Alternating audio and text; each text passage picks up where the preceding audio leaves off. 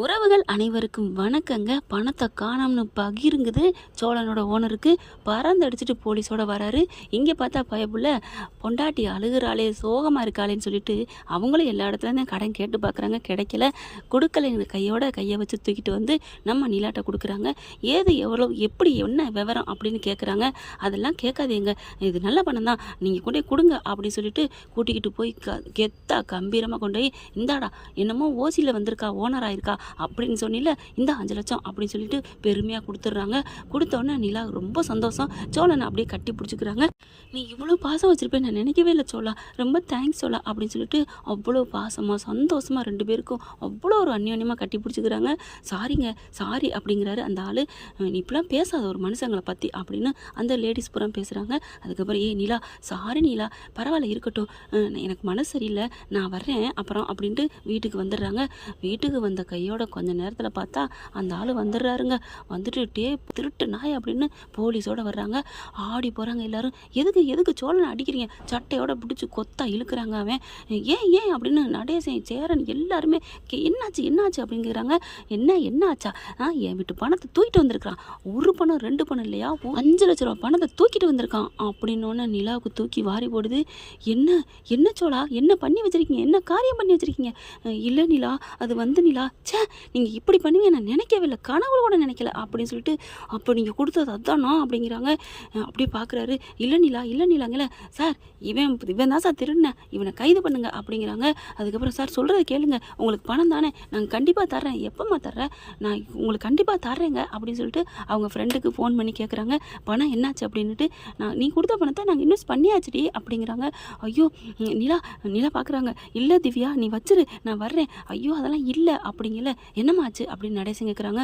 அவங்க ஏதோ முதலீடில் போட்டோங்கிறாங்களே. பாத்தியா எனக்கு என் பணம் வேணும். இல்லை சார் நீங்கள் இவனை கைது பண்ணுங்க அப்படிங்கிறாங்க. அதுக்கப்புறம் அரெஸ்ட் பண்ணி கூட்டிகிட்டு போகிறாங்க. ஜீப்பில் ஏற்றிட்டு போகிறாங்க. எல்லாரும் பின்னாடியே ஓடுறாங்க ஸ்டேஷனுக்கு. அங்கே கொண்டுட்டு உள்ளார வச்சு உள்ளார வைக்கலங்க, பெஞ்சில் உட்கார வைக்கிறாங்க. எல்லாரும் பார்த்தா சார் விடுங்க சார், அவன் ஏதோ தெரியாமல் பண்ணியிருப்பான் அப்படிங்கிறாங்க. தெரியாமல் பண்ணிட்டானா? என் பணம் 5 லட்சம் என்ன தெரியாமல் பண்ணுறானா? அவன் கேட்டாயா, நான் இல்லைன்னு சொன்னோன்னே அப்படியே ஆட்டையை போட்டு போயிட்டானா அப்படி இப்படின்னு கத்துறாங்க. அந்த சமயம் பார்த்து அங்கே ஒரு கேஸ் விஷயமா மனோகர் வராருங்க, நிலாவோட அப்பா. அவர் ஏதோ சொத்து விஷயம், டாக்குமெண்ட் விஷயம் அப்படின்னு வர்றாங்க. இங்கே பார்த்தா ஒரே இது, சார் அவரை விட்டுருங்கன்னு எல்லாரும் பேசிக்கிட்டு இருக்கல. நிலா மட்டும் கோவத்தோடு இருக்கிறாங்க. அதையும் பார்க்குறாங்க. அப்பனும் பொண்ணும் பார்த்துக்கிறாங்க. பார்த்தோன்னே என்னம்மா அப்படின்னு சொல்லிட்டு எகத்தாலம்மா பார்க்க பேச அப்படி நிலா ஆடி போகிறாங்க. என்ன சார் என்ன கேஸ் விஷயம் அப்படிங்கல. இவன் திருடிட்டாயா அப்படின்னு சொல்ல. ஓ திருடிட்டானா, எனக்கு தெரியும் அவன் திருட்டு பையனு.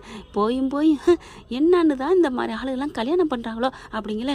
ஏதோ அவங்க பொண்டாட்டியா, அந்த பொண்டாட்டிக்காக எடுத்தேன் அப்படி இப்படிங்கிறாங்க. இங்கே பாருங்கள், ரொம்ப பேசுகிற வேலை வேணாம், வச்சுக்க வேணாம், நீங்கள் உங்களுக்கு பணம் 5 லட்சம் தானே, இப்போ கொஞ்சம் நேரத்தில் வந்துடும் அப்படின்னு சொல்லிட்டு பாண்டி என்னாச்சு அப்படின்னு ஃபோன் பண்ணி பாண்டி கேட்குறாங்க. நான் வந்திருக்கேன் அப்படின்னு சொல்லிட்டு அங்கே போய் நின்றுக்கிட்டு இருக்காங்க. அவங்க ஃப்ரெண்டுகிட்டலாம் போய் கேட்டுக்கிட்டு இருக்காங்க. ஒவ்வொருத்தட்டாக கேட்டுக்கிட்டு இருக்காங்க. இங்கே பார்த்தா மனோகர் ரொம்ப கைதட்டி சிரிக்கிறான். என்ன இவனை முக்கியம் நம்பி வந்தியே, இப்போ என்ன பண்ண போகிற? இங்கே பாருங்கள், உங்களுக்கு அவ்வளோதான் மரியாதை அப்படின்னு சொல்ல. என்னம்மா திருட்டு புருஷனை கட்டிகிட்டு இருக்கலே, உங்களுக்கு அவ்வளோதான் வருதோ என்ன அப்படிங்கல. நாங்கள் ஒன்று உங்கள் வீட்டில் இருந்து கொள்ளையடிக்கலையே, உங்களை மாதிரி அவர் ஒன்று ஆளை ஒன்று ஏற்றிக்கிட்டு போய் இல்லாமல் தீர்த்துக்கட்ட பார்க்கலையே.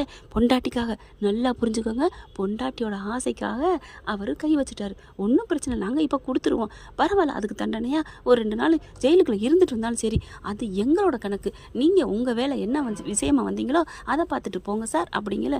உனக்கெல்லாம் திமுருடி, இன்னும் நீ பட்டு தெருவா அலைஞ்சு நீ வீட்டுக்கு வருவ. கண்டிப்பாக நான் தெருவோரத்தில் தர்மம் எடுத்தாலும் சரி உன் வீட்டுக்கு வர மாட்டேன் அப்படின்னு சொல்லிட்டு மனோகர் அப்படின்ட்டு போகிறாங்க. அடுத்து அவங்க சார் என்ன சார் விஷயம், அது வேஸ்ட்டுங்க, அதை விடுங்க, நமக்கு இந்த டாக்குமெண்ட்டை முடிங்க அப்படி இப்படின்னு பேசிக்கிட்டு இருக்காரு மனோகர். ஆனாலும் பொண்ணே தான் பார்க்குறாரு. பார்த்தா என்ன பண்ணுறாங்க, சேரனை பார்க்குறாங்க. அண்ணே நான் போய் ஏதாவது கேட்டு பார்க்கட்டுமா, நான் போய் கேட்டு பார்க்குறேன் அப்படின்னு எல்லாரும் அங்கெங்கேன்னு ஓடுறாங்க. 5 லட்சம் கொடுத்தாங்கணுமே அப்படின்ட்டு. அதுக்கப்புறம் பார்த்தா திவ்யாட்டையும் கெஞ்சுறாங்க, ஏதாவது இருக்குமா அப்படின்ட்டு. என் கையில் வேணால் 1 லட்சம் இருக்குது அப்படிங்கிறாங்க. குடு திவ்யா அப்படின்னு ஓடி போய் 1 லட்சத்தை வாங்குறாங்க. அடுத்து ஒவ்வொருத்தவங்களா தெரிஞ்சவங்கள கேட்குறாங்க. அப்புறம் கையில் காலில் இருக்கிறத எல்லாத்தையும் கழட்டுறாங்க. அப்பா மாமா இந்தாங்க இதை வச்சுட்டு ஏதாவது வாங்கிட்டு வர முடியுமா அவங்களால அப்படிங்கிறாங்க. ஏம்மா எதுக்குமா, பரவாயில்ல அவருக்கு இல்லாத இது எதுக்கு இருக்குது அப்படிங்கிறாங்க. என்னம்மா அவன் மேலே உனக்கு கோவம் இல்லையா? கோவம் இருக்கிறது அன்பு இருக்கிறது எல்லாம் வீட்டில் வச்சுக்கலாம் அங்கிள், இப்போதைக்கு காமிக்க வேணாம் அங்கிள், போய் ஏதாவது ஏற்பாடு பண்ணுங்க அப்படின்னு சொல்லிட்டு இருக்காங்க. அப்படியே பாண்டியும் போய் அவங்க ஓனர்கிட்ட போயிட்டு ஒரு 50,000 வாங்கிட்டு வராரு. அங்கே எங்கேன்னு சொல்லிட்டு ஆளாளுக்கு முடிஞ்சதை ரெடி பண்ணி சேர்த்துக்கிட்டு வந்துடுறாங்க. 5 லட்சத்தை எடுத்துகிட்டு வந்து அரை மணி நேரத்தில் எல்லாம் இந்தா உன் பணம் அப்படின்னு சொல்லிட்டு கொடுக்குறாங்க. அந்த ஓனரும் அப்பா அப்படின்னு சொல்லி வாங்குறேன், 5 லட்சத்துக்கு 10,000 வட்டியோடு கொடுக்குறேன், வாங்கிக்கிட்டு கேஸை வாபஸ் வாங்கிட்டு போங்க அப்படிங்கிறாங்க. அவன் 10,000 பார்த்தோன்னே கூட 10,000 கிடச்சிருச்சு, என் வீட்டில் இருந்தால் கூட 5 லட்சத்தோடு தான் இருந்திருக்கும். டே சோழா நீ எடுத்துகிட்டு போனதுனால 10,000 கூட கிடச்சிருச்சுடா, பரவாயில்லடா, உன் வீட்டில் இருக்கவங்க எல்லாம் ரோசக்காரவங்க தான், இல்லை உன் பொண்டாட்டி உனக்கு ரோசக்காரி தான், நல்லவ தாண்டா கிடச்சிருக்கா, நல்லவளை வச்சு வாழ வழி இல்லாமல் ஏங்கடா அப்படின்னு சொல்லிட்டு, ஆனால் நீ நல்லவனை தாண்டா இருந்த, ஆனால் என்னமோ பொண்டாட்டி மேலே உள்ள காதல் அப்படி பண்ணிட்டேன், சரி போனால் போது கேஸை வாபஸ் வாங்குறேன் அப்படின்னு வாபஸ் வாங்குறாங்க. அந்த போலீஸ்காரர் என்ன பண்ணுறாங்க, இனியாவது திருட்டு வேலையை முடியா அப்படிங்கிறாங்க. சார் அவன் திருடிட்டான்னு நான் கம்ப்ளைண்ட் கொடுத்தது வேணா உண்மைதான், ஆனால் அவன் திருடிட்டான் அப்படிங்கிறக்காண்டி அவனை நான் தப்பு சொல்ல மாட்டேன் சார், ஏன்னா அவன் ரொம்ப நல்லவன் சார், ரொம்ப நல்லவன், 10 பைசா கூட தொட மாட்டேன், கஸ்டமர்கிட்டையும் அவ்வளோ இனிமையாக பேசுவான், என்னம்மா பொண்டாட்டி மேலே உள்ள காதலுக்காக, அதுவும் தொழில் தொடங்கணும்னு கேட்டேன், தொழிலதிபர் ஆக்கி காமிக்கணும்னு சொல்லிட்டு அவங்க பத்திரத்தெல்லாம் அடகு வைக்க போயிருக்காங்க, கிடைக்கல, கடைசியில் என் இதில் கையை வச்சுட்டான், நானும் கொஞ்சம் அவசரப்பட்டுட்டேன், சாரிம்மா சாரி, எல்லாத்தையும் மன்னிப்பு கேட்குறாங்க. இப்போ மன்னிப்பு கேட்டு என்ன புண்ணியம், நீங்கள் கேட்டிருக்கலாம், உங்கள் கூட இருந்தவன் தானே, யாரோ ஒரு திருட்டு போய் வெளியாள் திருடலையே, இப்போ உங்கள் காசை வாங்கிட்டீங்களே, ஏன் சார் இப்படி, உங்களை பற்றி சோழன் சொல்லாத நாளே இல்லை தெரியுமா, பெருமை என் ஓனர் மாதிரி வராது, என் ஓனர் அப்படி எப்படின்னு சொல்லியிருக்காரு தெரியுமா அப்படிங்கல, ஏப்பா சோழா அப்படியா சொன்னேன் அப்படிங்கல, சோழன் அட போயா அப்படின்னு சொல்லிட்டு கெட்ட வார்த்தையை மனசில் பேசிக்கிறாங்க. அடுத்து பார்க்குறாங்க, நீ கவலைப்படாதையா, நீ திருடிட்டேன்னு உன்னை நான் தப்பாலாம் நினைக்க மாட்டேன், உன் மனசு எனக்கு தெரியும், நீ வேலைக்கு சேர்ந்துக்கிறியா அப்படின்னு சொன்னோன்னே சோழன் நிமிர, அவர் இனிமேல் உங்கள் கடைக்கு உங்கள் கம்பெனிக்கு வேலைக்கு வர மாட்டார் அப்படின்னு எல்லாம் சொல்கிறாங்க. என்னம்மா நானே மன்னிச்சிட்டேன், என்னது நீங்களே மன்னிச்சிட்டேன், நீங்கள் எதுங்க மன்னிக்கணும், வேணாங்க, ஏதோ உரிமையில் கை வச்சுட்டாரு, பொண்டாட்டி மேலே உள்ள பாசத்தில் அப்படி நடந்துட்டார், ஆனால் நீங்கள் இப்படி அசிங்கப்படுத்தி தரன்னு பிடிச்சி இழுத்துட்டு வந்துச்சா, இப்படி இருப்பீங்க நான் நினைக்கவே இல்லை சார் அப்படிங்கிறாங்க நீலா. அதுக்கப்புறம் இங்கே பாருங்கள், என் புருஷனை பற்றி யாரும் தப்பாலாம் நினைக்கவும் தேவையில்லை, பேசணும்னு அவசியமும் இல்லை, அவர் எனக்காகத்தான் கை வச்சார், எனக்காக உயிரே கொடுப்பாருங்கிறத இப்போ புரிஞ்சுக்கிட்டா சரி, என்னை கை விட்டுற மாட்டார், என்ன சொல்லா அப்படிங்கல, வா அப்படின்னு நினைக்கிறாங்க. என்னை மன்னிச்சிரு நிலா அப்படின்னு காலில் விழுகிறாங்க. ஏங்க காலில் விழுகிறீங்க, உங்களால் உங்ககிட்ட திறமை இருக்குது, தொழில் இருக்குது, நம்ம சாதிப்போம், வாங்குங்க நம்ம வீட்டில் ஏதாவது பண்ணுவோம், தொழில் பண்ணுவோம் அப்படின்னு சொல்லிட்டு அங்கேருந்து கிளம்புறாங்க.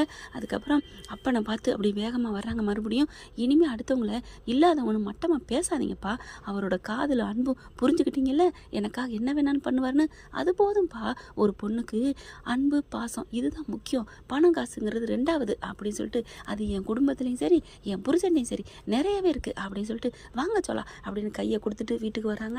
ஆனாலும் பார்த்தீங்கன்னா பக்குன்ட்டே வராரு. வீட்டுக்கு வந்த கையோட, ஏன் நிலா என்னை எதுவும் கோவம் இல்லையே, என் மேலே தப்பாக நினைக்கிறையே, வீட்டுக்கு வாங்க அப்படிங்கிறாங்க. என்னடா அது அப்போ இருக்கையில் அப்படி பேசுனா, ஒருவேளை மனோகரை கூட்டிக்கிட்டே போனால் நம்மளை திட்டாமல் இருப்பாளோ மாமா அப்படின்னு திரும்பி பார்க்க, வாங்க அப்படின்னு சொல்லி வீட்டுக்கு கூப்பிட்டு போன கையோட கதவை சாத்திக்கிட்டு என்ன கிடக்குதுன்னு பார்க்குறாங்க. கரெக்டாக அங்கே ஒரு கொடை கம்பு கிடக்குங்க, கம்பை எடுத்துட்டு அடிக்கிறாங்களா, ஐயோன்னு ஓடுறாங்க அங்கிட்டும். ஏங்க நிலா போலீஸ் ஸ்டேஷனில் வச்சு எனக்கா அம்புடு பேசுனீங்க, இப்போ என்ன நிலா அடிக்கிறீங்க, உங்களை பல்லவா அவனை பிடி அப்படின்னு சொல்ல பிடிச்சிடுறாங்க.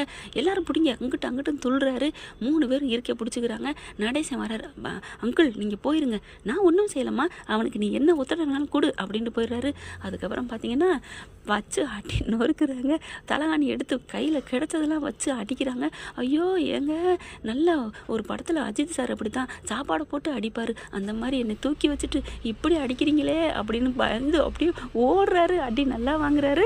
ஏன்னா ஃப்ரெண்ட் இப்படி போனால் நல்லா தான் இருக்கும், ஆனால் விபரீதங்களாக தான் மாறும் முடியும். பார்க்கலாம். தேங்க்யூ. இந்த பதிவு உங்களுக்கு பிடிச்சிருந்துச்சுன்னா உங்கள் பொண்ணான கையில் ஒரு லைக்கை போட்டு சப்ஸ்கிரைப் பண்ணி ஹைக் பண்ணிடுங்க ஃப்ரெண்ட்ஸ். தேங்க்யூ. இந்த வீடியோ உங்களுக்கு பிடிச்சிருந்தா தயவு செய்து லைக் பண்ணுங்க. இன்னும் அப்டேட்ஸ்க்காக சேனலை சப்ஸ்கிரைப் பண்ண மறக்காதீங்க. நம்ம கிட்ட இருக்க எல்லா சேனல்ஸோட லேட்டஸ்ட் வீடியோ அப்டேட்ஸ்க்காக மேல ரைட் சைடுல காட்டுற லிங்கை கிளிக் பண்ணி வாட்ஸ்அப் குரூப்ல ஜாயின் பண்ணுங்க. உங்களிடம் விடைபெறுவது நான் உங்கள் மெஹர்.